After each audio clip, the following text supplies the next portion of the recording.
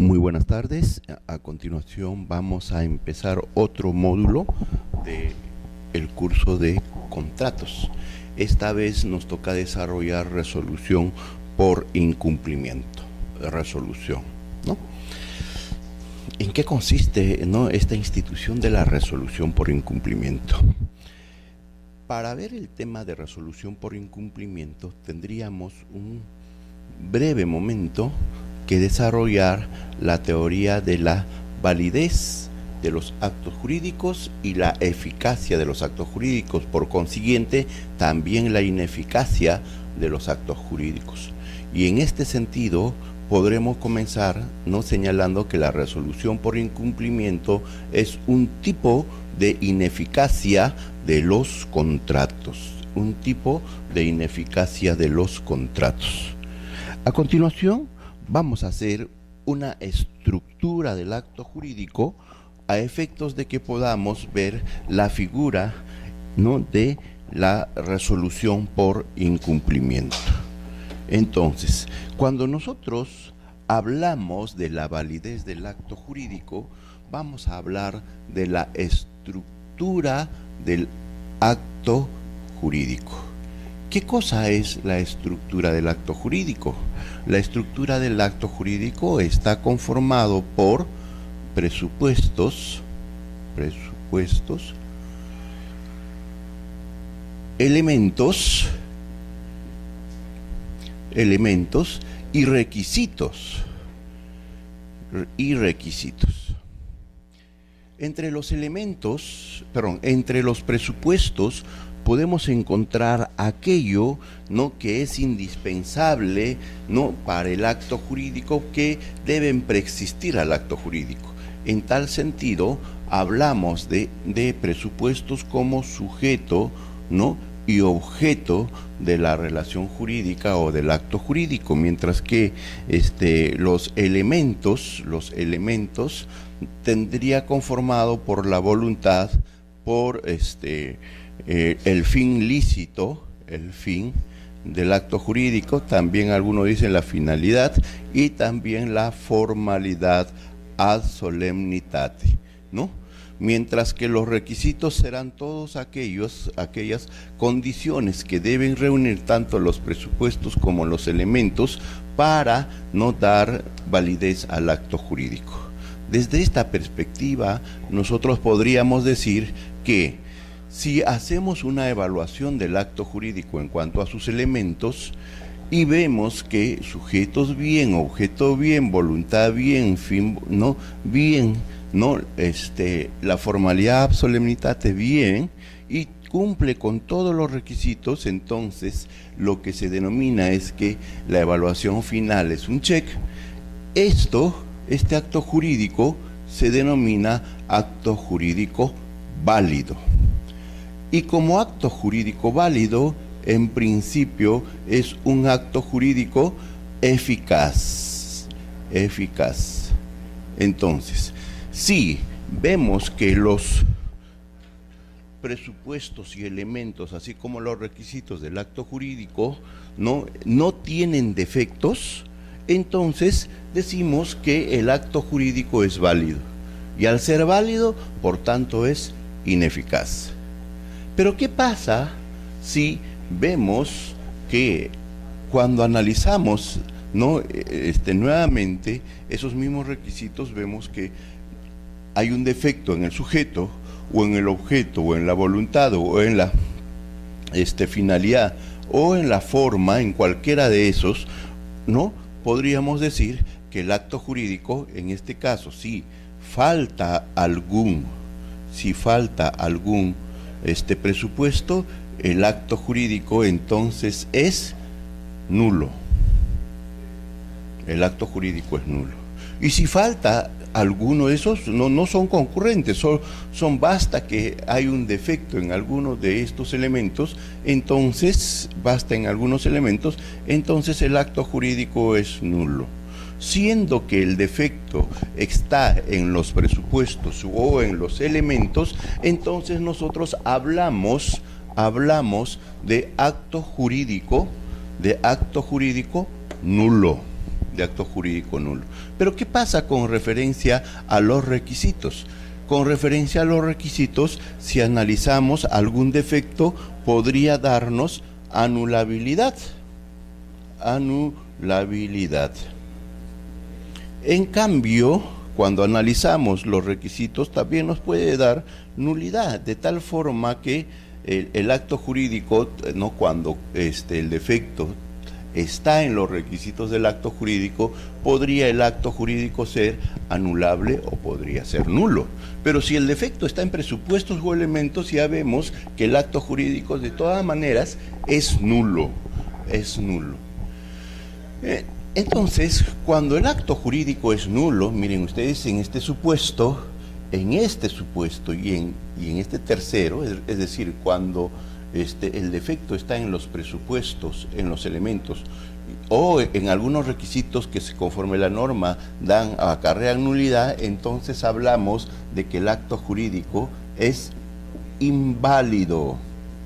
Inválido, y como es inválido, lo que tiene por consiguiente también es que este acto jurídico inválido es ineficaz. Ineficaz.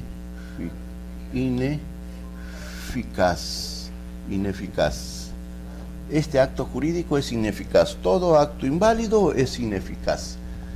Entonces, aquí la primera diferencia, ¿no? Lo que el día de hoy nos convoca es la ineficacia de los actos jurídicos y en particular la ineficacia de los contratos. Aquí vemos y advertimos, ¿no? Tratándose de un contrato, no analizado desde el punto de vista del acto jurídico, podríamos decir que el contrato puede, ¿no? Al carecer de alguno de estos elementos, ser nulo. Y como consecuencia, el acto jurídico es inválido y como consecuencia del acto jurídico inválido es ineficaz ese acto, ¿no? Pero como el defecto de esta ineficacia está en la estructura del acto jurídico, se habla de ineficacia estructural. Ineficacia estructural. Cuando hablamos de ineficacia estructural, hablamos de nulidad del acto jurídico y esa nulidad del acto jurídico nos lleva a un acto inválido que es ineficaz, ¿no? Algunos dicen de pleno derecho. Pero hablamos, como la ineficacia está en el mismo acto de la celebración, hablamos de una ineficacia, ¿no? En sentido, ¿no? De estructura del acto jurídico. Acá debemos advertir una situación muy particular. ¿Qué pasa con el acto anulable? ¿Es ineficaz? Más bien diríamos que el acto jurídico ineficaz, al ver que esa nulidad podría terminar en nulidad, pero esa nulidad es de interés particular, no es interés general, entonces hablamos de que ese acto jurídico ineficaz no, es totalmente válido. Acto jurídico anulable, acto jurídico válido, que va a resultar ineficaz por efecto de la sentencia que lo declare nulo. En tanto no hay esa sentencia que lo declare nulo, ese acto jurídico es válido. Ese acto jurídico es válido. Y recuerden ustedes que la anulabilidad es de interés totalmente particular, que es distinto de la nulidad, que es de interés público, que solamente puede interponer la acción de nulidad por la causal de anulabilidad el directamente afectado, no otra más. Y de tal forma que si la persona, por ejemplo, que está siendo representado por otro y excede sus facultades y el representado considera que ese acto le beneficia, si bien es cierto ese acto jurídico podría ser anulable, ¿no? Solo podría ser anulable en la medida que el interesado, en este caso, ¿no? El representado, puede interponer acción de nulidad. Y será ineficaz, será nulo en primer lugar, por efecto de la sentencia y por lo tanto declarado la nulidad, el acto jurídico es inválido y como consecuencia de esto sería ineficaz. Sea como sea este acto, si la sentencia no lo declara nulo, la ineficacia también es, ¿no?, estructural. ¿Por qué? El defecto aparece en los requisitos y aparece en la estructura del acto, ¿no? Si bien es cierto, este acto jurídico podría no tener una acción que lo declare, una acción mediante el cual se lleva a una sentencia que declare nulo, puede, como ya lo habíamos manifestado, el órgano jurisdiccional declararlo nulo, pero solo sería a instancia de parte. ¿Listo? Entonces, ¿qué cosa es ineficacia, no, estructural? La ineficacia estructural es aquel, no, en todo caso tendríamos que ver qué cosa primero es eficacia, ¿no?, para ver ineficacia. La eficacia es la capacidad del acto jurídico de desplegar sus efectos propios de tal acto jurídico, ¿no? Una compraventa, su efecto, ¿no?, es la traslación de dominio. Entonces hablamos de ineficacia del acto cuando esa traslación no se va a dar, los efectos propios del acto, ¿no? Listo. Entonces, un acto jurídico válido es aquel acto que cumple toda la estructura del acto jurídico. Y como cumple toda la estructura del acto jurídico, entonces decimos que ese acto jurídico es válido. Y como acto válido debe desplegar los efectos propios del contrato que se trate, ¿no? Y entonces a ese despliegue de efectos se llama eficacia. Pero llamamos ineficacia cuando el acto jurídico no puede desplegar sus efectos. Y entonces la pregunta es, ¿por qué el acto jurídico, no? ¿Por qué el acto jurídico es ineficaz, no, estructuralmente? Porque efectivamente, no habiendo cumplido el presupuesto o elemento o algún requisito, cualquiera de estos, el acto jurídico es nulo. Y al ser nulo es inválido y no puede desplegar los efectos. Pero ¿por qué no puede desplegar los efectos? Porque hay un defecto en la estructura del acto jurídico. Ineficacia, entonces, estructural. Ineficacia estructural. Pero ya habíamos señalado que el acto jurídico que cumple toda la estructura es válido. Y siendo válido debe desplegar los efectos normales de ese acto jurídico. Efectivamente, imaginemos que el día de hoy celebramos un contrato de arrendamiento por el cual yo estoy arrendando un departamento que tengo en propiedad. Y lo hemos hecho por el espacio de 3 años, vamos a suponer eso, ¿no? Y que la merced conductiva que debe pagar la persona es de $500, ¿no? Es de $500, pagaderos pues cada mes, ¿no? Con un par de meses de garantía, y resulta que ya han pasado 1 año de ese contrato de arrendamiento. Y resulta que el conductor de este departamento, el arrendatario, cumplidor el de la merced conductiva, tiene una situación económica pues que ha resquebrajado su situación patrimonial, entonces incumple 1 mes, incumple 2 meses, 3 meses, ¿no? Y ya vamos por la 4ª y no cumple, ¿no? Y entonces decimos, ¿seguimos con el contrato o ese contrato deja de tener, ¿no, efectos? Entonces viene la pregunta, ¿el acto jurídico al momento de celebrar el arrendamiento cumplía con todos los presupuestos, elementos y requisitos del acto, ¿no? Con toda la estructura del acto jurídico, y por lo tanto ese acto jurídico es válido y desplegaba sus efectos? Tanto es así que ya pasaron más de 1 año, ¿no?, en la conducción del departamento y desplegó plenamente sus efectos. Pero ¿qué pasa? Esta causal de incumplimiento del pago de la merced conductiva por más de 4 meses, en este caso planteado, hace que yo pueda ejercer, ¿no?, una resolución del contrato por incumplimiento de merced conductiva. Lo que generó que el acto jurídico que era válido y era eficaz, que desplegaba todos sus efectos, se convierte en ineficaz. ¿Pero por qué? ¿Por una causal que está, por un defecto que está en la estructura del acto? No, sino más bien, ¿no?, en el momento del desempeño, del desenvolvimiento del contrato, ¿no?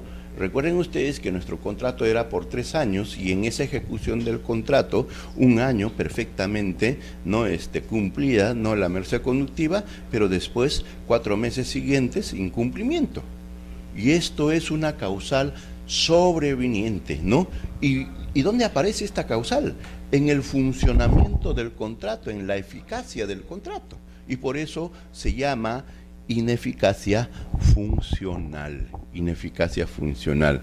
¿Por qué? Porque aparece la causal, ¿no?, en un momento sobreveniente a la celebración del acto jurídico o a la celebración del contrato, en este caso, ¿no? ¿Ya? A ver, entonces, hablando de ineficacia del acto jurídico, vamos a tener que la ineficacia del acto jurídico no puede ser estructural o puede ser funcional. Estructural cuando el defecto de esa ineficacia se presenta, ¿no?, en la estructura del acto jurídico y por lo tanto el momento donde podemos nosotros encontrar el defecto será la celebración del acto jurídico, la celebración del contrato. En cambio, la ineficacia funcional es, ¿no?, una ineficacia sobreviniente cuyo defecto no está en la estructura del acto, sino más bien aparece en el funcionamiento o en el devenir, se dice, ¿no?, de la ejecución del contrato. ¿Ya? La ineficacia estructural, ¿no?, está propiamente en la nulidad. También está la anulabilidad, pero como ya hemos advertido, esto será por efecto de la sentencia que lo declare nulo. En tanto no hay esa sentencia que lo declare nulo, por el contrario, no es ineficaz sino eficaz plenamente y es válido para todos los efectos y por lo tanto despliega, ¿no?, sus efectos. Pareciera enredado este tema que acabamos de hacer, pero bueno, ¿no? En cambio, la ineficacia funcional aparece pues en un elemento no posterior, en un momento posterior a la celebración del acto. El acto jurídico se celebró válidamente, no puede ser atacado en el momento de la celebración, sino que aparece la causal en momento posterior. Entonces, hecho esta estructura del acto jurídico, realizado esta estructura del acto jurídico, y ya sabemos qué cosa es, ¿no?, ineficacia funcional, ineficacia estructural, y a partir de esta estructura vamos a comenzar, ¿no?, esta clase de resolución por incumplimiento y cómo no se puede ejercer esta resolución por incumplimiento. Bueno,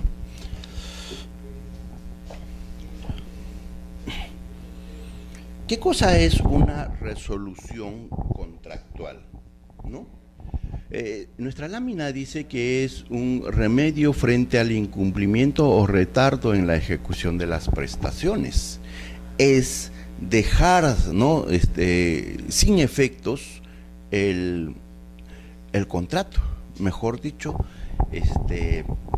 que el acto jurídico ya no va a desplegar sus efectos, ¿no?, por la resolución, ¿no? La resolución tiene como efecto que el acto jurídico ya no despliegue los efectos propios del contrato de que se trate, ¿no?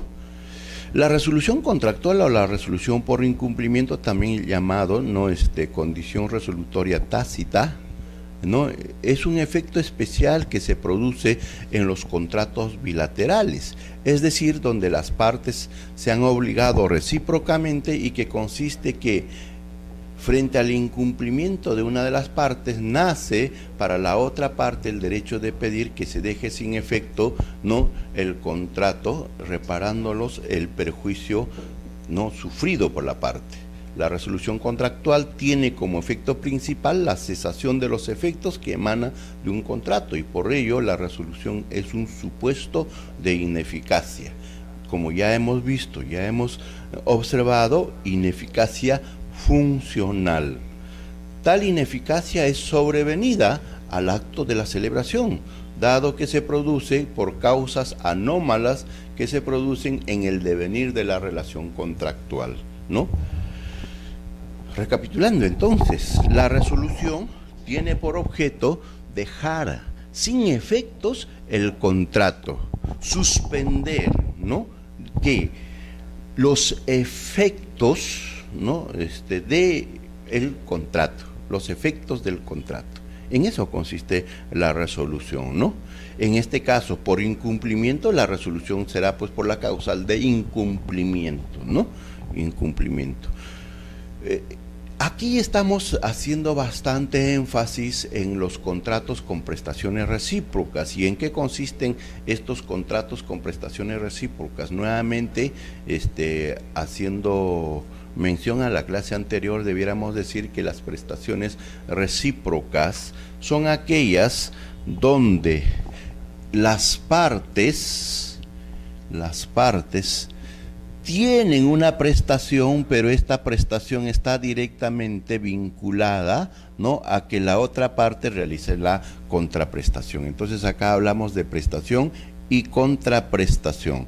Aquí está, ¿no?, que nosotros vendemos nos obligamos dar casa, ¿no?, a dar la casa, o trasladar o entregar la casa, o dar en propiedad la casa, ¿no?, a cambio de que la otra parte, ¿no?, nos otorgue el precio, ¿no?, el precio. Entonces, hablamos de prestaciones recíprocas cuando las prestaciones a cargo de, ¿no?, ambas partes están, ¿no?, ligadas íntimamente, de tal forma que nosotros diríamos que la prestación de una de las partes es causa, motivo para que la otra parte realice otra prestación llamada contraprestación. ¿Listo?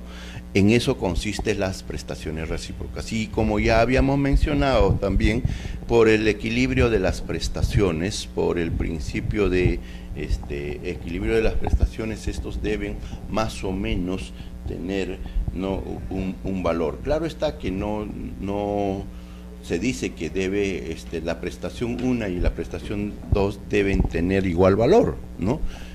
Pero más o menos tienen que ser equilibradas, ¿no?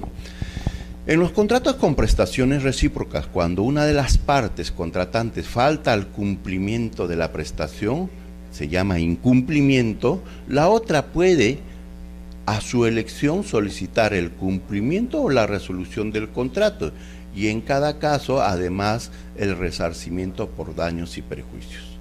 De tal forma que esta es una de las características, ¿no?, de la resolución por incumplimiento. Es un derecho potestativo. ¿De quién? De la parte, ¿no?, que cumple, ¿no? Se da frente al incumplimiento de la otra parte, ¿no? Entonces, quien tiene el derecho es la otra parte, la parte que cumple. Porque si la otra parte también incumple, no puede ejercer este derecho, ¿no? Entonces, esta parte que cumple, ¿qué pasa? Tiene un derecho potestativo de dejar sin efecto el contrato.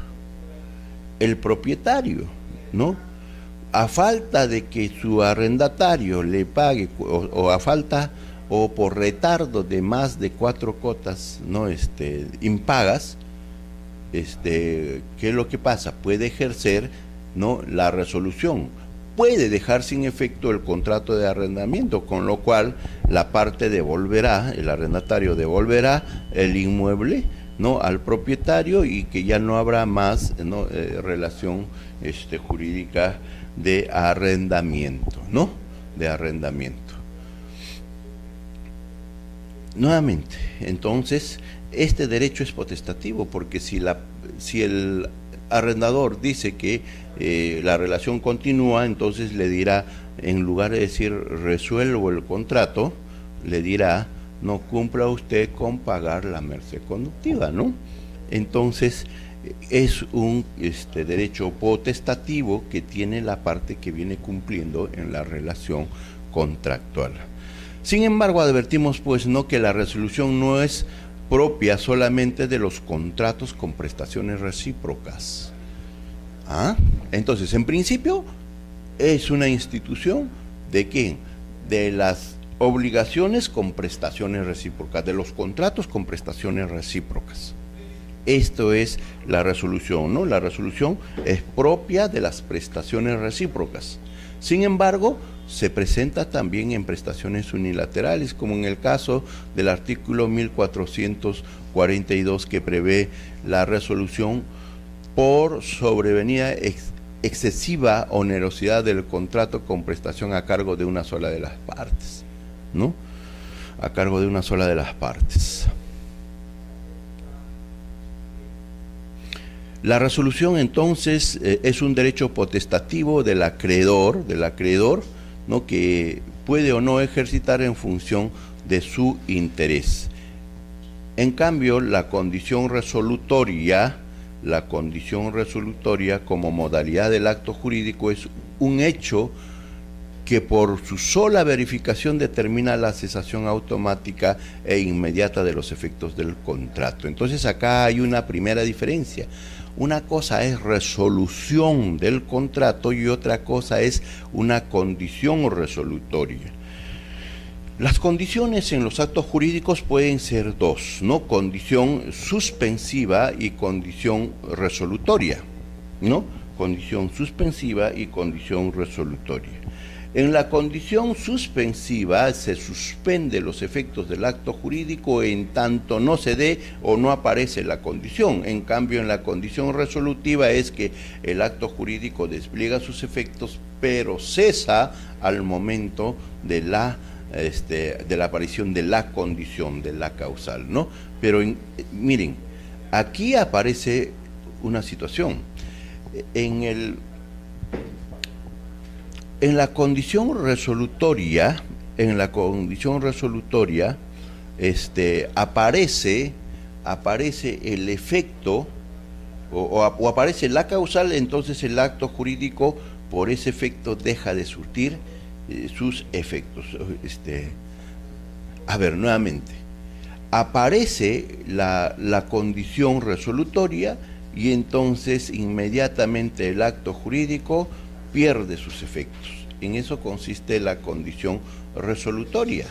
Mientras que la resolución, ¿no?, del contrato es potestativo. Mejor dicho, a ver, si nosotros en un contrato establecemos una condición resolutoria, se da la condición resolutoria, ¿no?, entonces inevitablemente el acto jurídico deja de tener efectos.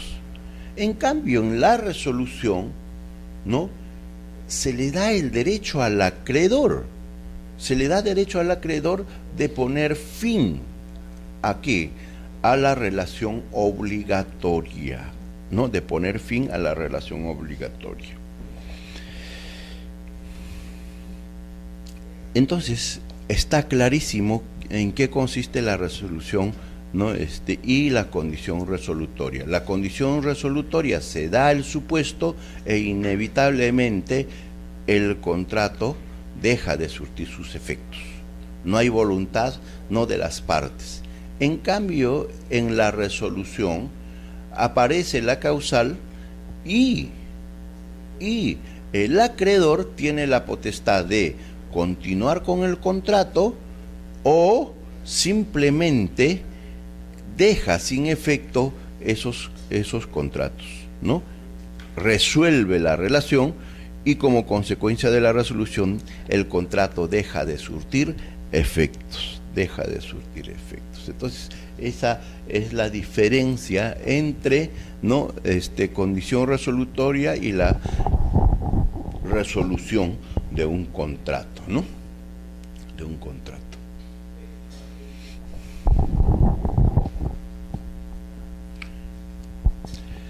¿Qué cosa es rescisión? ¿No? Y miren acá, vamos a tener que ver también la ineficacia funcional y la ineficacia estructural nuevamente, ¿no? Vamos a entonces a ver qué cosa es la rescisión. La rescisión es un acto por el cual mediante sentencia judicial se deja sin efecto un contrato válido por causal existente al momento de su celebración. ¿Cómo? Sí, la rescisión, ¿no? Por la rescisión se deja sin efecto un contrato por causal existente en el momento de la celebración del contrato. Recuerden ustedes cuando vimos la estructura del acto jurídico, ¿no? Habíamos señalado que, habiendo analizado toda la estructura del acto jurídico, alguno de los presupuestos o elementos o de requisitos, ¿no?, podría llevar a la nulidad del acto jurídico. Y si hay nulidad, ese defecto, ¿no?, en cualquiera de estos supuestos lleva a la nulidad. Y como consecuencia de eso, el acto jurídico es inválido. Y como consecuencia de ese acto inválido, ¿no?, el acto es ineficaz. Pero como ya habíamos advertido, esa causal está en la estructura del acto, pero en el momento, en el tiempo, también está al momento de celebrarse el acto jurídico. Pero cuando nosotros decimos o hablamos de rescisión, estamos hablando que la causal está al momento de su celebración, pero en ningún momento estamos diciendo que es, ¿no?, un defecto de la estructura. Entonces, diferenciemos bien, ¿no? Esto no puede ser ineficacia estructural porque no hay defecto en la estructura del acto. La estructura del acto jurídico cumple, ¿no?, todos los presupuestos, los elementos y los requisitos, ¿no? Sin embargo, hay principios contractuales, ¿no?, que se están viendo afectados, ¿no?, con la celebración de ese contrato. Y en tal caso, lo que debe pasar, este defecto, ¿no?, por atentado a estos principios, hace que el sistema pueda dejar sin efecto el acto jurídico o el contrato. En términos generales, es definida como un remedio que la ley prevé para tutelar la libertad contractual cuando ésta se ve afectada por una situación de aprovechamiento de una de las partes, ¿no?, de la situación apremiante que tiene la otra parte, ¿no? Y estamos hablando típicamente de lesión, ¿no? De lesión cuando una de las partes al momento de celebrar el contrato conoce que esta señorita no quiere, que está vendiendo su auto, quiere vender el auto para operar a su mascota, la mascota más querida y vieja que tiene en la casa. Entonces el médico veterinario le dice, ¿no?, que la operación de esta mascota va a importar, ¿no?, la cantidad de $3,000, y lo único que tiene disponible entonces esta chica es su auto, ¿no?, Audi, tal vez de segunda, que vale $15,000, ¿no?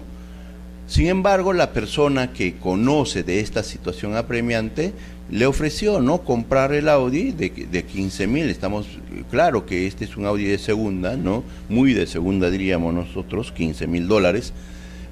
Lo que hace, ¿qué cosa es? Hace que la persona le venda el auto no a 15,000, sino a $3,000. ¿Pero por qué había ofrecido $3,000? Eso era lo que necesitaba para la operación de la mascota. Pero si no hacía esto en este momento, lo que va a pasar, ¿qué cosa es? La mascota se le va a morir, ¿no? Entonces, ¿mejor perder el auto o mejor perder la mascota? Entonces, dentro de este razonamiento, pues, hace una decisión o toma una decisión de vender por un precio que no es el adecuado, ¿no? Entonces ahí una de las partes hace un aprovechamiento del estado de necesidad de la otra, del estado apremiante de la otra, y pues ofrece, y como consecuencia de eso se celebra el acto jurídico. Entonces acá viene una rescisión de ese acto jurídico. ¿Por qué?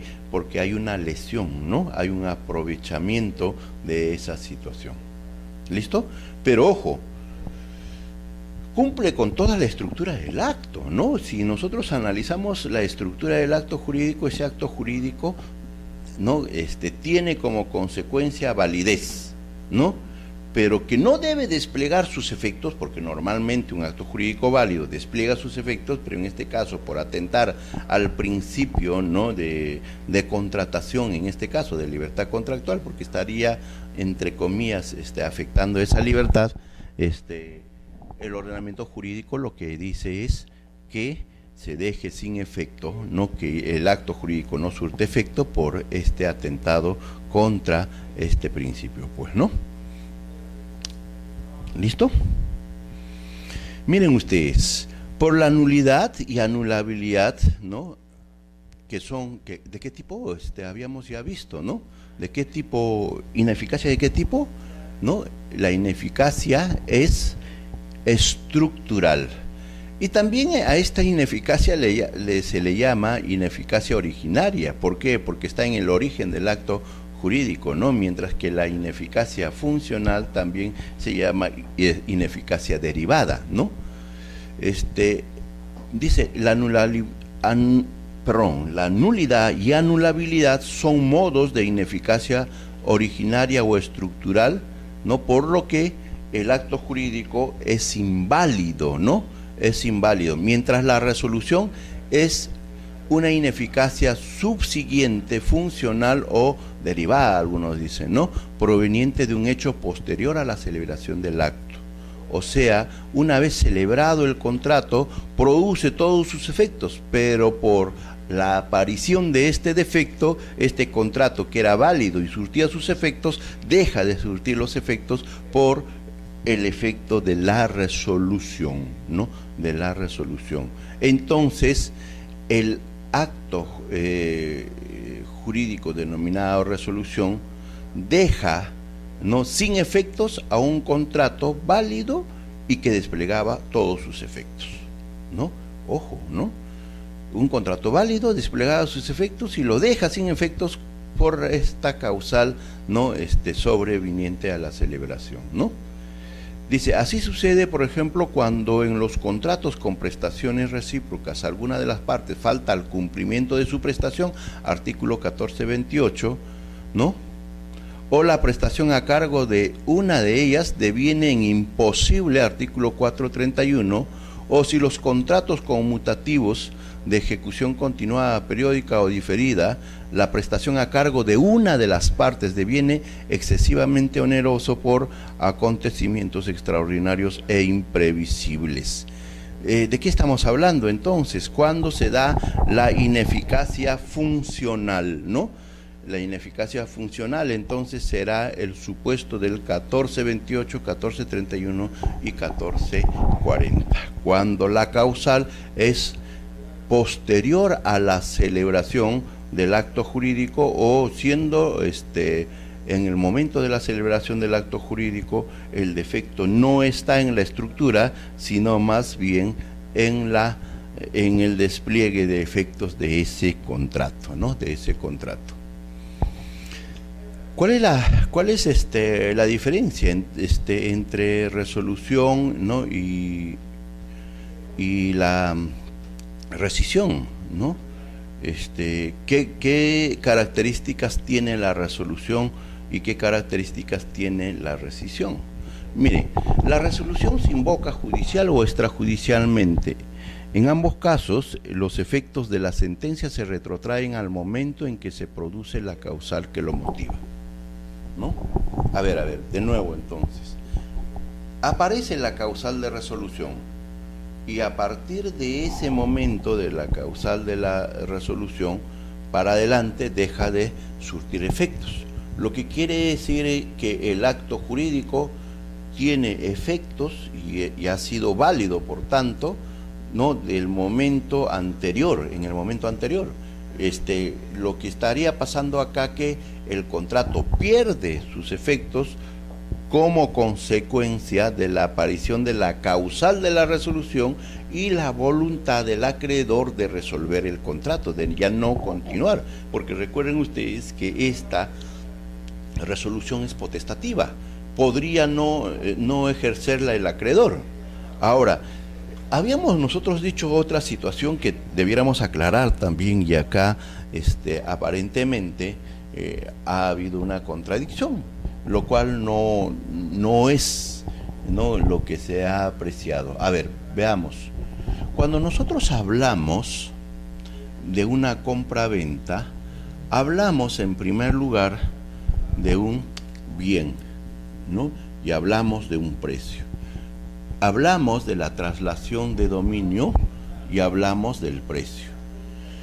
Cuando nosotros hablamos de acreedor o deudor, hablamos por cada una de las prestaciones, y cuando esa prestación no se cumple, el acreedor, en este caso cualquiera de las dos puede ser el acreedor, porque este señor, si nosotros llamamos Juan y a llamamos Javier, los JJ que de siempre nuestros ejemplos, ¿no? ¿Qué pasa? Javier en este caso, con referencia a la traslación de propiedad, será el deudor, porque es quien debe dar en propiedad el bien a Juan, una compraventa, ¿no? Y entonces Juan será el acreedor. Mientras que cuando se refiere al precio de venta, ¿no? ¿Qué va a pasar? Juan es el deudor, quien debe entregar el precio, y Javier es el acreedor. Cuando hablamos de que el acreedor puede dejar sin efecto la resolución del contrato, imaginemos que este contrato ya no es un contrato de arrendamiento, sino compra-venta con arrendamiento. Y resulta que ya se dejó de pagar 4 o 5 letras, y entonces podríamos también perfectamente resolver. Pero ¿qué prestación estamos viendo? El pago del precio. Si en el pago del precio este deudor, Juan, deja de pagar, según el código, podríamos establecer la merced conductiva por semana, por quincena, cada mes, o cada 2 meses, o cada año. En principio el código dice que la merced conductiva se paga cada mes. Cuando las partes no han establecido en el contrato el periodo por el cual debe pagarse la merced conductiva, según el Código Civil, entonces será de cada mes. En cambio, las partes pueden establecer un periodo menor o mayor. La merced conductiva, el arrendamiento debe pagarse quincenalmente. Así lo han establecido las partes en el contrato, y eso es. O cuando las partes han establecido cada 2 meses, así lo será. Solo cuando las partes no han establecido, o las partes han establecido un mes, el contrato debe pagarse cada mes. Si no, va al acuerdo de las partes, ¿no? Entonces, en ese caso, lo que estamos hablando es que la resolución, entonces, según el código, podría darse cuando se deja de pagar 3 merced conductiva, o 2 meses, o 3 meses, pero eso va a estar en función de cuánto tiempo se paga la merced conductiva. Imaginemos en este caso que se han dejado de pagar 4 cuotas, y entonces cuando se han dejado de pagar 4 cuotas de pago, entonces el acreedor Javier puede resolver toda la relación. Entonces si ya había transferido el bien a Juan, entonces Juan tendrá que, por efecto de la resolución, tendrá que devolver la propiedad, y también Javier devolverá tal vez los pagos, ¿no? que sean los pagos que se han efectuado después de la causal de resolución, porque van a tener que ver qué es lo que pasa con la merced conductiva anteriormente pagada, porque lógicamente acá hay un contrato de compra-venta y hay un contrato de arrendamiento. Compra-venta con arrendamiento era el contrato, ¿no? Y lógicamente no devolverá lo pagado. ¿Por qué? Porque también era parte del arrendamiento. Tanto tiempo ha vivido ahí y lógicamente si no lo vendía, podría haberlo arrendado Javier, ¿no? Por la razón de la resolución, las partes deben restituirse las prestaciones, ¿no?, en el estado en que se encontraran al momento indicado en el párrafo anterior, al momento de la aparición de la causal. Y si ello no fuera posible, deben reembolsarse en dinero el valor que tenían a dicho momento, ¿no?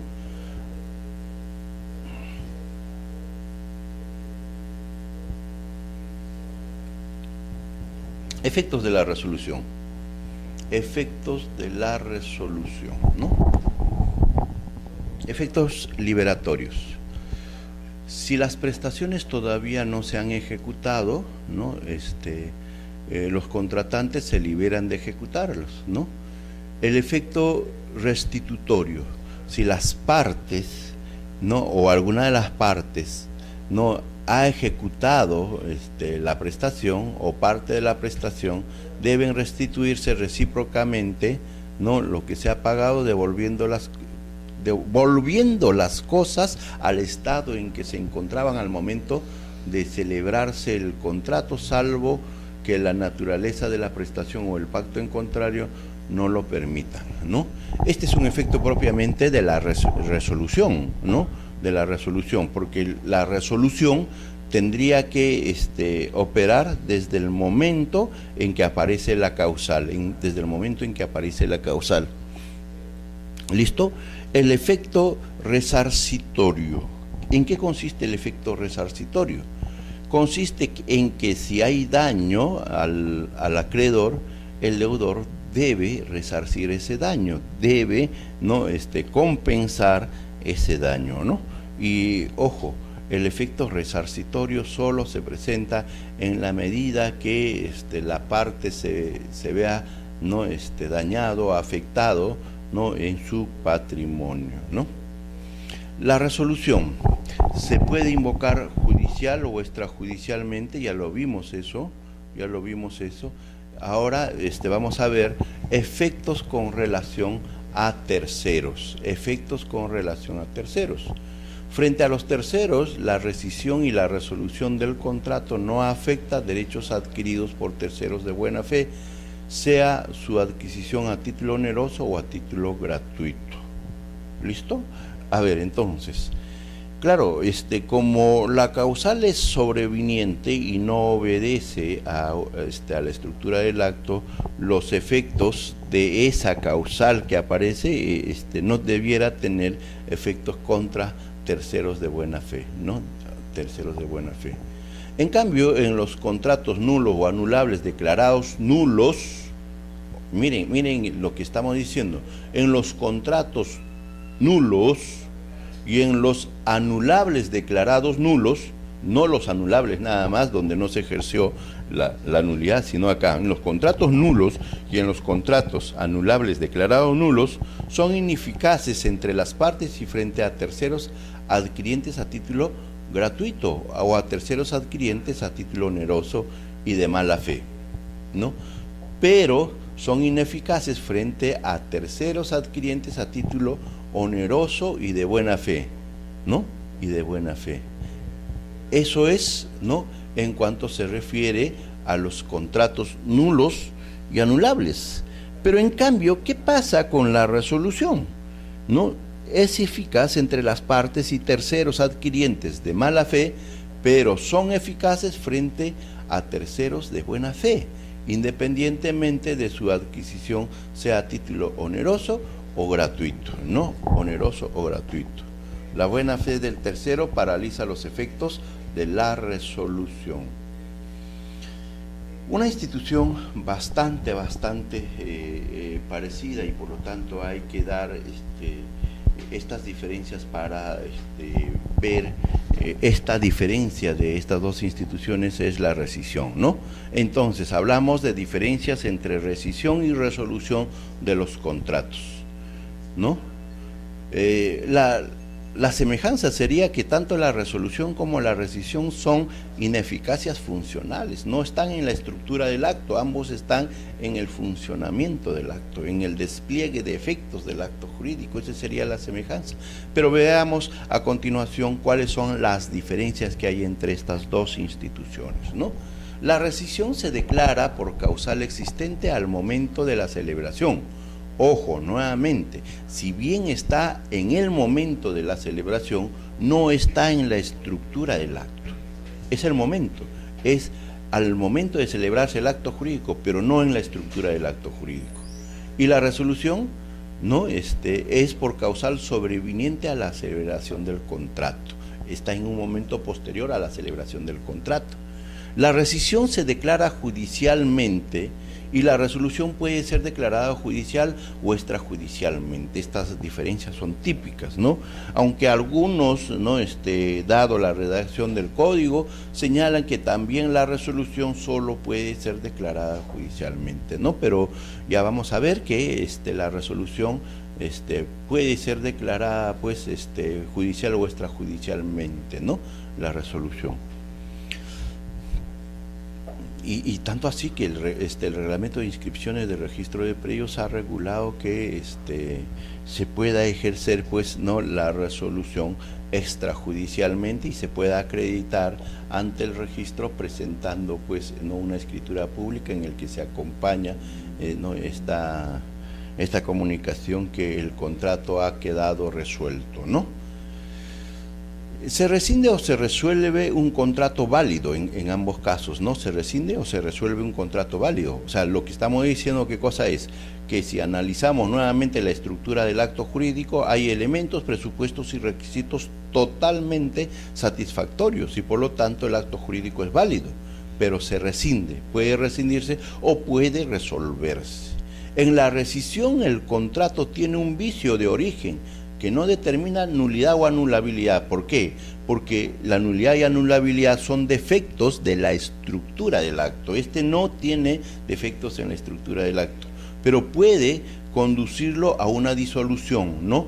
En cambio, en la resolución, el contrato no adolece ningún vicio en el origen que puede, ¿no?, destruir su existencia. Las causas de resolución son fijadas por la ley.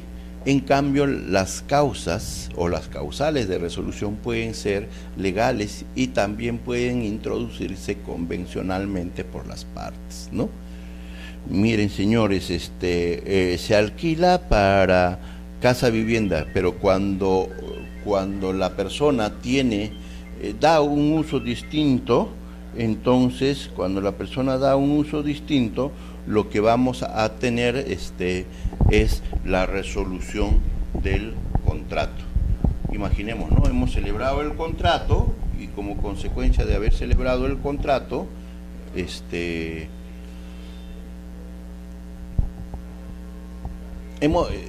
estamos en la conducción del bien, y pasado un tiempo convertimos en una tienda. Y una de las causales de resolución era darle distinto fin al de vivienda. Entonces el propietario con toda razón no podrá resolver este contrato, ¿no?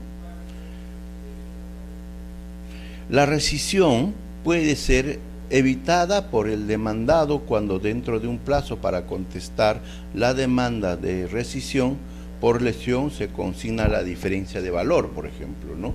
Cosa que no se puede hacer, ¿no?, cuando hay una resolución, ¿no?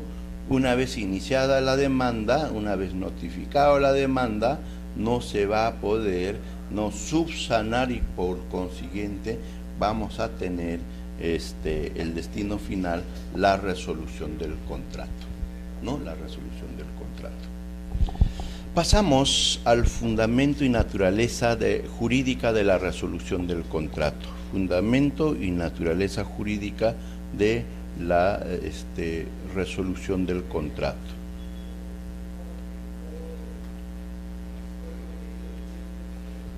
Teoría de la condición resolutoria implícita. Recuerden ustedes que habíamos hecho una diferencia entre la resolución y la condición resolutoria. La condición resolutoria, habíamos dicho que aparece esta causal de la condición resolutoria por efecto de este hecho que hace indisolublemente, ¿qué pasa? El acto jurídico deja de surtir efectos. En cambio, en la resolución es una potestad del acreedor de poderla ejercer o no, ¿no? Esto es el sentido, entonces, la diferencia entre la resolución y la cláusula o condición resolutoria, ¿no? En este caso, la teoría de la condición resolutoria implícita señala, ¿no? La resolución puede ser construida como una condición resolutoria implícita, puesta por las partes en el contrato. ¿Qué quiere decir, no implícita, no tácita, no?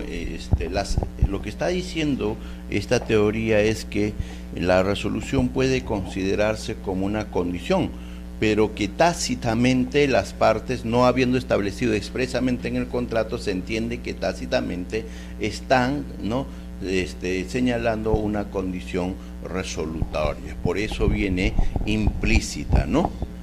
Pero si las partes implícitamente quieren esto, mejor que lo pongan expresamente, ¿no? Y esto realmente análisis no resiste, pues, ¿no? Si las partes quieren, ¿no?, una condición resolutoria, así lo deben establecer en el contrato, pero no debiéramos nosotros considerar, ¿no?, que hay una condición implícita, una condición resolutoria implícita, ¿no? Entonces, acá está la debilidad de esta teoría, ¿no? Lo que nosotros estamos diciendo acá, que esta teoría señala que la resolución no sería, no, sino una condición resolutoria implícita, ¿no? Las partes quieren establecer, pero no lo han establecido expresamente, ¿no?, en el contrato, y por lo tanto aparece esta causal y habría operado, ¿qué cosa? Habría operado la ineficacia del contrato. Pero como habíamos señalado, ¿qué tal si el acreedor no quiere ejercer, ¿no?, esta resolución?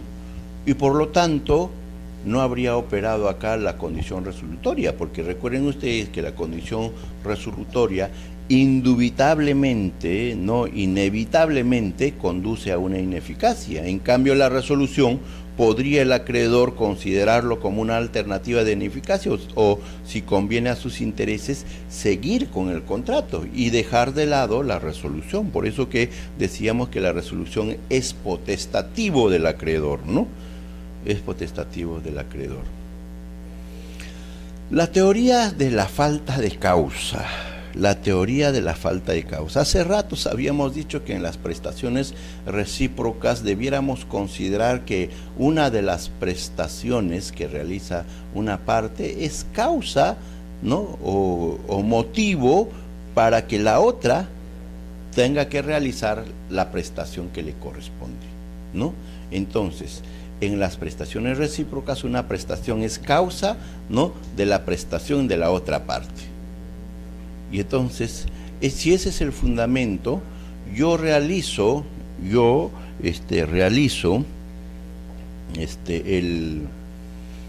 el contrato, yo cumplo con mi prestación, ¿por qué? Porque está fundado o está motivado en la prestación de la otra parte.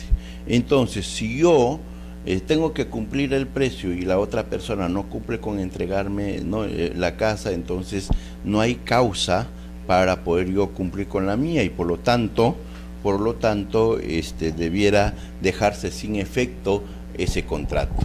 Es lo que denomina la teoría de la falta de causa, ¿no? El fundamento de la resolución es sobreviniente a la falta de causa de la obligación en vista de que la contraparte no cumple. Claro, si no hay cumplimiento, no hay causa, de mi prestación y por lo tanto yo debiera no ejecutar la prestación, ¿no? Para Henry Capitán y los causalistas, la resolución es la aplicación de la teoría de causa. ¿Por qué? Porque la prestación se realiza porque hay un motivo, una causa en la otra prestación, ¿no? En cambio, Variandarán, refiriéndose al artículo 1341 del Código Civil de 1936, ¿no?, señala que consagró la teoría de la resolución implícita, no tácita, dice que debe abandonarse este concepto por ser artificioso. ¿Cómo podemos nosotros suponer? Tal vez ni las partes han pensado en poner una condición resolutoria y nosotros estamos señalando que hay implícitamente las partes están conveniendo, están acordando una condición resolutoria. No tiene sentido, ¿no? ¿Listo? Tenemos otra teoría. ¿Cuál es la teoría del enriquecimiento injustificado, ¿no? Para esta teoría, la resolución está dirigida a evitar que un contratante se enriquezca injustificadamente en daño de la otra parte, el cual sufre injustamente un empobrecimiento de su patrimonio, ¿no? El cumplimiento forzado y el resarcimiento del daño no tutelan adecuadamente al acreedor cuando el deudor ha pauperizado su patrimonio. En tal caso resulta preferible o necesario la restitución de la cosa. Es decir, ¿no?, lo que se debe hacer es que ya el contrato, ya el acto jurídico no surta efectos, ¿no? Aquí está señalando, apareció la causal. Una de las partes estaría aprovechando pues del acreedor y por lo tanto ese aprovechamiento no debe ser tal y por lo tanto debiéramos dejar sin efecto el acto jurídico, ¿no? Porque de mantenerse habría un aprovechamiento económico, ¿no?, del deudor, La teoría de la sanción. Creo que es más fácil de entender, ¿no? Se afirma que la resolución es una sanción impuesta al contratante que no ejecuta su prestación, condenándolo a perder el derecho a la contraprestación y a pagar daños y perjuicios. El acreedor está suficientemente tutelado con el resarcimiento del daño.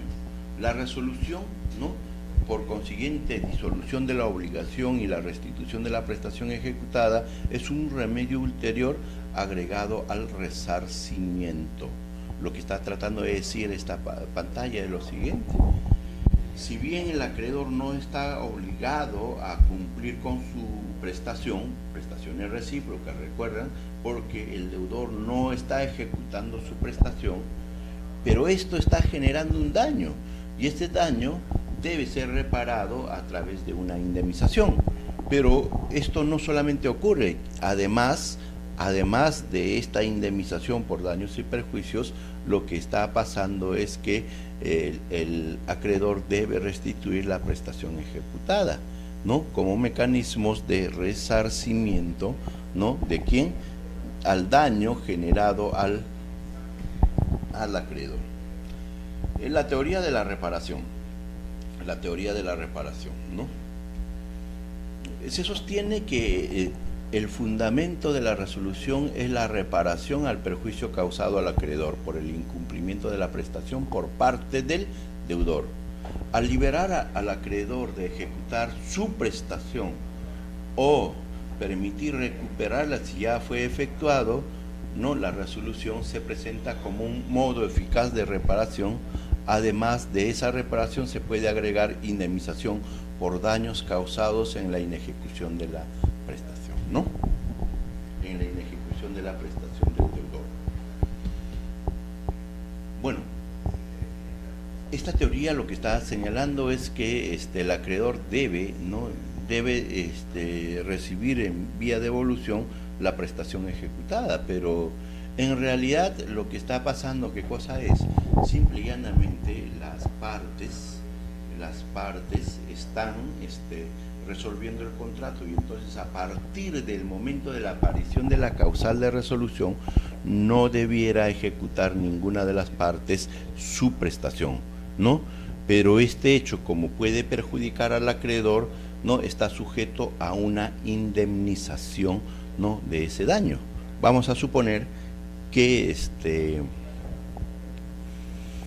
en el arrendamiento el propietario dispuso la resolución del contrato, y entonces a partir de ese momento lo que debiera pasar, ¿qué cosa es? Que el deudor debiera devolver el bien y pagar lo que debía hasta el momento que aparece la causal, ¿no? Pero apareció ya la causal, el contrato no va, y por lo tanto, si sigue, ¿no?, en la propiedad, ¿no?, el acreedor tiene derecho a la indemnización. ¿Por qué? Porque el hecho de que no devuelva el bien estaría causando un perjuicio al acreedor en la medida que éste no puede arrendar esa propiedad a otras personas. ¿Listo? Pero entonces tendría que pagar esta merced conductiva, pero ya no a título de merced conductiva, sino a título de indemnización, ¿no? De indemnización. La teoría de la interdependencia de las prestaciones. Esta teoría de la interdependencia de prestaciones más o menos va enfocándose en el carácter que tienen las prestaciones recíprocas. Recuerden que las prestaciones recíprocas son prestaciones implicantes, son prestaciones, una depende o condiciona a la otra, ¿no? Yo realizo la prestación porque la otra parte realizará una contraprestación, o doy una contraprestación porque la otra parte realiza una prestación, ¿no? ¿Qué hace o qué propone la teoría de la interdependencia de prestaciones? Afirma que el fundamento de la resolución es la interdependencia de prestaciones. Si una prestación del lado de una de las partes no se cumple, entonces la otra prestación no debe ejecutarse. Pero esto es también la razón de la resolución del contrato en aplicación de la teoría de riesgo, ¿no? De la teoría de riesgo.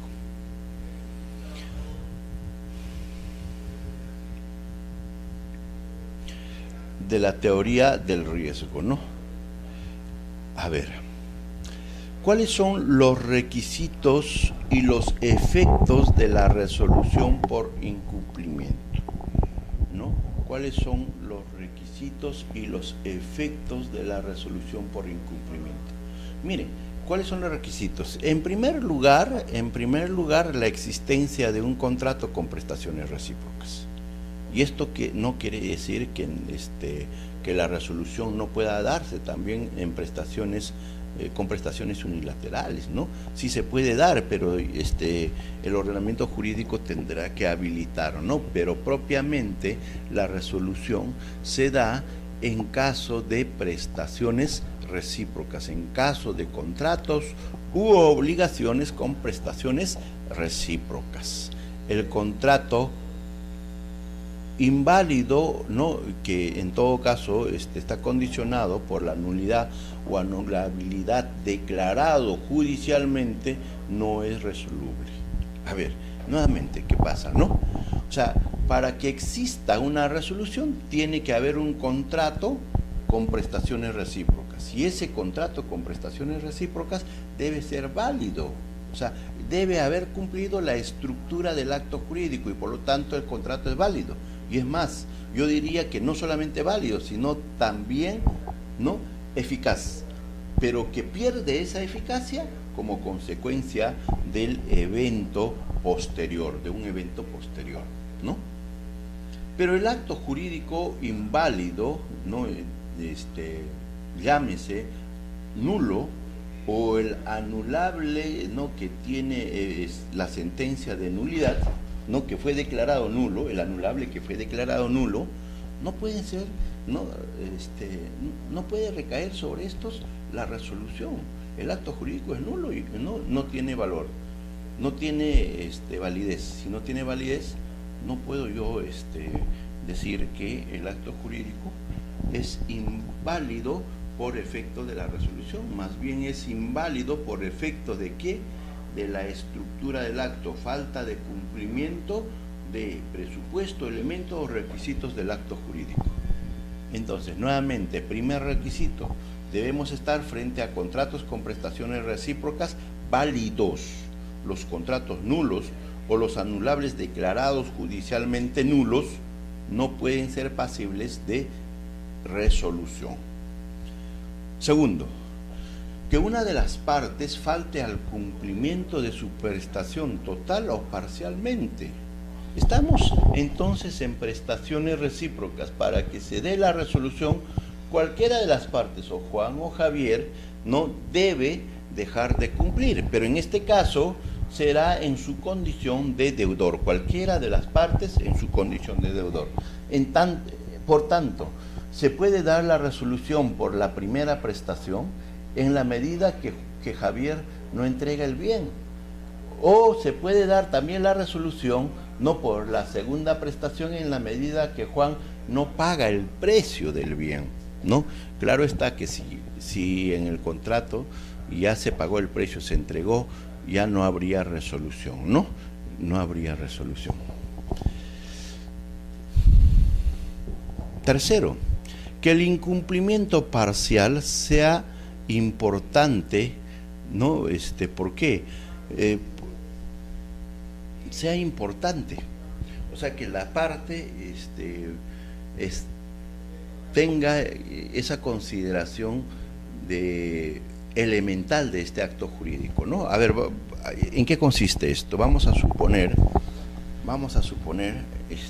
lo siguiente.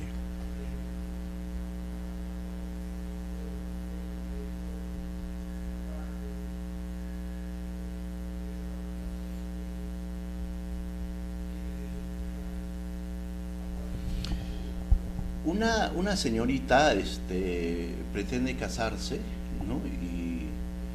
Y resulta que contrata los servicios de un sastre, ¿no? Y lo que hace este contrato, o mediante este contrato, la novia le pide un vestido de novia que tiene tres piezas o tres fases, ¿no? Tres fases, y podríamos decir que la primera fase estaría constituido por un vestido propiamente, ¿no? Y la segunda fase por una blusa, ¿no? Y después unas mangas, ¿no? Unas mangas como tercera fase. Entonces un modelo, no sé de qué tipo de vestido. Entonces lo que podríamos decir es que este sastre, si bien tiene tres partes el vestido, todos hacen un conjunto y muy bello para una ocasión como el matrimonio. Pero resulta que el sastre pues solo termina la primera etapa, referido a la parte inferior de los miembros inferiores, y le falta todavía las brazas, y le falta la blusa propiamente. Y entonces, si bien es cierto, están por partes, todo esto debiéramos tomarlo como algo indivisible, porque es un conjunto para el matrimonio, ¿no? Y resulta pues que este señor sastre solamente presenta la parte del vestido, con lo cual la novia dice, pues un momento, pero ¿cómo combino esto? ¿No? Solo se combinaba en la medida que se cumplía con estas dos otras partes, ¿no? Y la situación que no se puede dar. Entonces, en este supuesto, podría no interesarle ya a la novia continuar con la relación, ¿no? Y si no continúa con la relación, tendría que resolver el contrato, ¿no? Tendría que resolver el contrato. ¿Listo? Entonces, resuelto el contrato, porque el contrato era totalmente válido, pero este incumplimiento parcial, o sea, le está entregando por partes, ¿no? Y ya estamos a un día de la boda, y definitivamente, pues, no, para la novia ya no da más ese interés, y entonces ahí su querer, su intención es ya no continuar, ¿no?, con el contrato. Entonces resuelve el contrato, ¿no? Resuelve el contrato, ¿no? resuelve el contrato y por lo tanto ya no hay más. Dice, entonces este tercer requisito vamos a interpretarlo de la siguiente manera: que el incumplimiento parcial sea importante, que de haber sabido el acreedor que la prestación no se ejecutaría en su integridad o no se habría celebrado el contrato. Claro, ¿no? O sea, esta novia no celebró este contrato con este sastre para que confeccione las 3 piezas, pero si ella sabía que solamente iba a cumplir con uno, seguramente no habría contratado. Pero podría darse el caso que a esta novia el interés todavía le persigue, entonces tiene otro conjunto que le hace juego con ese vestido y entonces puede seguir, ¿no? Con la relación, ¿no? Podría seguir con la relación, ¿no? El artículo 1455 del Código Civil Italiano dispone que no se podrá resolver el contrato si el incumplimiento de una de las partes tuviese escasa importancia, habida cuenta el interés de la otra, ¿no? Mire, en este caso, el código está señalando si el defecto es tan leve, no debiera resolverse el contrato. Pero en nuestro sistema jurídico se le da se le da la potestad, pues ya no corresponde a su interés de la novia, ¿no? Por más insignificante que sea, ya no quiere seguir con el contrato y entonces se resuelve, ¿no?, el contrato. Este tercer elemento entonces nos señala que el incumplimiento parcial, ¿no?, debiera ser de tal forma que afecte el interés del acreedor. Solo así debiera declararse la resolución. Pero el código no señala esto, ¿no? Si bien la doctrina aparece como un requisito para ejercer, ¿no?, la resolución, ¿no? El código no señala, ¿no?, tal requisito, tal exigencia, ¿no? Cuarto, que el incumplimiento no se deba a caso fortuito, fuerza mayor, o hecho de un tercero, o hecho del propio acreedor. En estos casos la resolución no es por incumplimiento, sino por aplicación de la teoría del riesgo. El contrato se resuelve, sí, de todas maneras, pero no por incumplimiento, sino por el caso fortuito, fuerza mayor, o por el hecho determinante, o por la culpa del acreedor, ¿no?, del acreedor. Pero sí se puede resolver por estas causales, ¿no? Resolución por caso fortuito, fuerza mayor, o sea, hay una imposibilidad y se resuelve el contrato, pero no obedece a la culpa del deudor. Quinto, que la parte que pretende la resolución no sea incumplidora. Si yo también tengo una prestación, o sea, soy el que está comprando, entonces yo no podría pretender resolver el contrato porque la otra parte no me está entregando el departamento, en la medida que yo no cumplo también con el pago de la merced conductiva, ¿no? O sea, para ejercer la resolución yo tengo que estar cumpliendo con la prestación a mi cargo, ¿no? Y sexto, que se invoque judicial o extrajudicialmente, ¿no? Que se invoque judicial o extrajudicialmente. Entonces, la resolución no opera como la condición resolutoria. Recuerden ustedes que la condición resolutoria aparece en la causal, opera automáticamente. En cambio acá, no. Acá se debe invocar judicial o extrajudicialmente. Si no se invoca judicial o extrajudicialmente, se entiende que el acreedor continúa con la relación obligatoria, con la relación que viene manteniendo con el deudor. Finalmente, ¿cuáles son los efectos de la resolución? En primer lugar, disuelve el contrato quedando las partes desligadas de sus obligaciones. ¿Desde qué momento? Desde la causal, ¿no?, que aparece, ¿no? Aparece. Opera retroactivamente, las partes deben devolverse recíprocamente lo que hubieran recibido como consecuencia del contrato, salvo disposición legal o convencional en contrario o que la naturaleza del contrato no lo permita. La resolución no perjudica derechos de terceros adquiridos de buena fe y una vez notificada con la demanda de resolución, el demandado quede impedido de cumplir la prestación con el fin de paralizar la resolución. Claro, si está incumpliendo con su prestación, entonces se demanda y ya paga, entonces ya no hay resolución porque yo estoy al día. Entonces acá el efecto de haber ejercido judicial o extrajudicialmente la resolución impide que la otra parte realice, ¿no?, la prestación a su cargo. Muy buenas noches, hemos terminado este módulo y nos veremos entonces en la siguiente sesión. Muy buenas noches.